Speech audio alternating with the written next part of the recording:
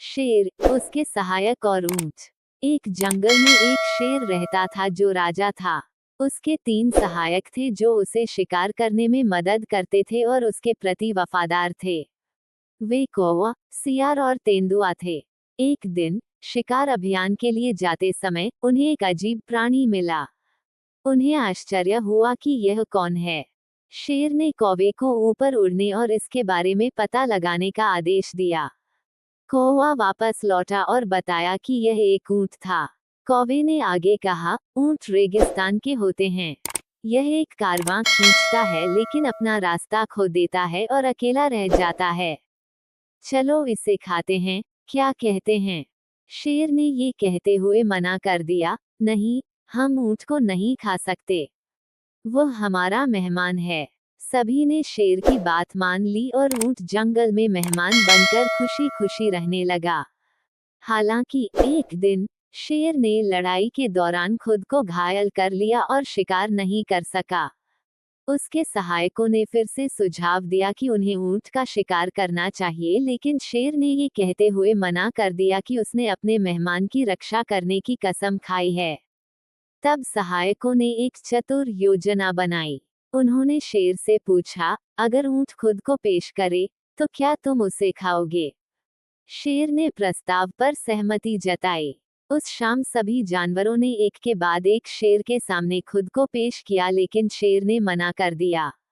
ऊंट ने भी ऐसा ही किया, लेकिन इस बार शेर ने उस पर झपट्टा मारा और उसे मार डाला।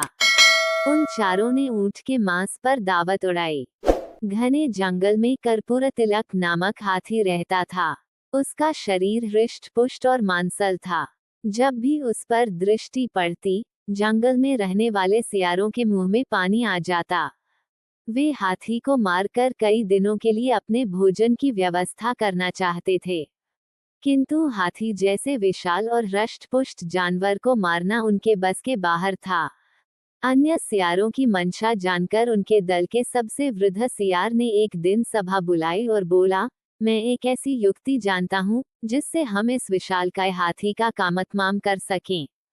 यदि तुम वैसा करो जैसा मैं कहता हूँ, तो इस हाथी के मांस का हम कई दिनों तक भक्षण कर सकेंगे। सियारों को यही चाहिए था। वे तैयार हो गए। बूढ़े सियार ने उन्हें युक्ति बता दी। युक्ति अनुसार कुछ सियार हाथी के पास गए और उसे प्रणाम कर बोले, महाराज की जय हो। महाराज की जय हो। स्वयं के लिए महाराज का संबोधन सुनकर हाथी चौंका और बोला, कौन हो तुम लोग? मेरे पास क्यों आए हो? और मुझे महाराज क्यों संबोधित कर रहे हो? सियारों के दल में से एक सियार बोला, महाराज, हम सियार हैं, इसी वन में निवास करते हैं। बिना राजा के ये वन हमें नहीं सुहाता, इसलिए हम सबने निर्णय लिया है कि आपको इस वन का राजा घोषित कर दिया जाए। महाराज कृपा कर इस वन के राजा बनकर हमारा उपकार करें। हम सबने आज ही आपके राज्याभिषेक की व्यवस्था कर दी है। राज्याभिषेक का लग्न समय पर निकट है। महाराज कृपया शीघ्र हमारे साथ चलें। सियारों की चिकनी चुपड़ी बातों में आकर हाथी जंगल का राजा बनने तैयार हो गया और उनके पीछे पीछे चलने लगा। सियार उसे जिस मार्ग से ले जा रहे थे, वहां एक गहरा दलदल था। अनभिज्ञ हाथी दलदल में फंस गया।